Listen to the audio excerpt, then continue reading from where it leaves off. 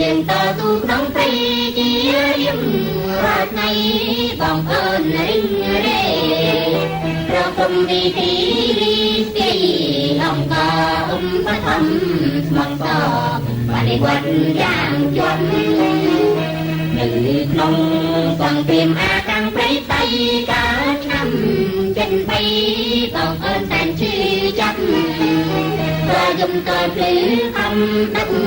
ជូនជាប់ខ្លាំងត្រីក្របស្លាប់ជាជើងសមរភូមិ